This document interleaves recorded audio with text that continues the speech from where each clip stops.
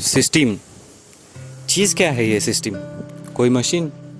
ना, नहीं, मशीन तो नहीं हो सकती, क्योंकि लोगों की बैंड बजा के रखना किसी मशीन के बस की बात नहीं। इसे सरकार का है तो उसमें भी परिवर्तन होता आ रहा है, लेकिन सिस्टम तो वैसे की वैसी ही है जैसे देश आज़ाद हुआ उस वक्त ही।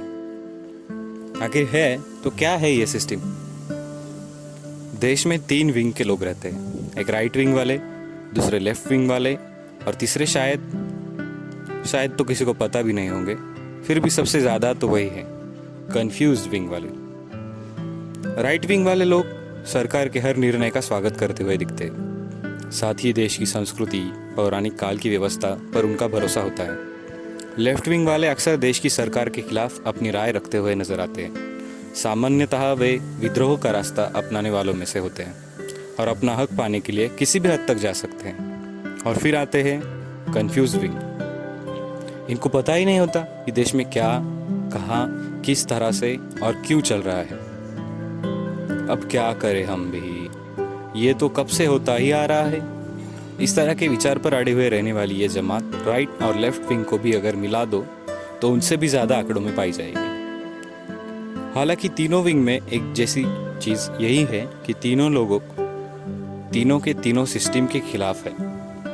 कोई वर्तमान की सरकार को दोषी मानता है तो कोई भूतकाल की सरकार को।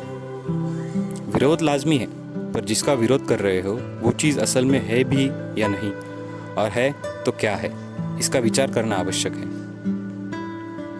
अभ्यास हेतु करने जब इस विचार को जानने की कोशिश की तब कुछ समझ पाया। वो कुछ ऐसा है कि सिस्टम एक मानसिक तौर पर खड़ी की गई चीज़ है और कुछ नहीं, जिसका उपयोग सिर्फ विरोध करने के लिए किया जाता है। कुछ भी गलत हो जाए तो सिस्टम में ही खराबी है।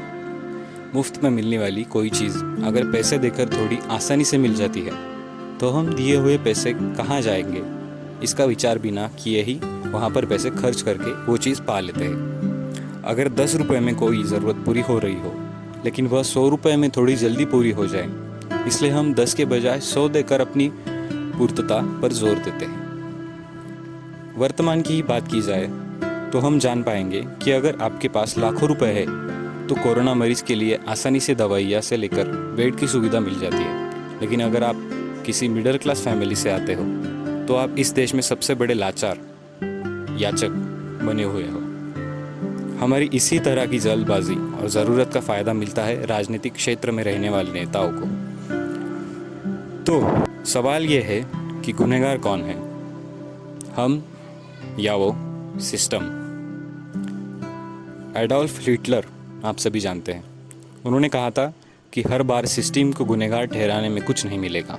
सिस्टम बदलनी है तो सिस्टम का बाप बनना पड़ेगा। आसान है, हमें सिर्फ ना कहना है।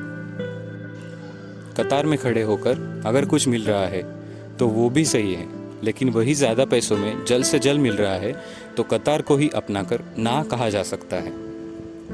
किसी सरकारी काम में देर लग जाए तो भी बेहतर, लेकिन रिश्वत देकर काम पूरा हो रहा हो तो ना कहा जा सकता है।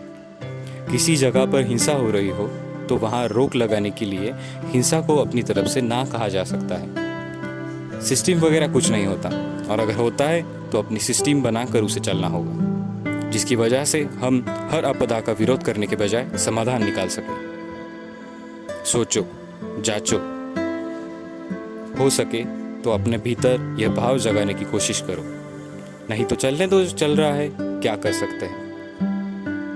खैर, ये भी फिलहाल रहने ही देते हैं।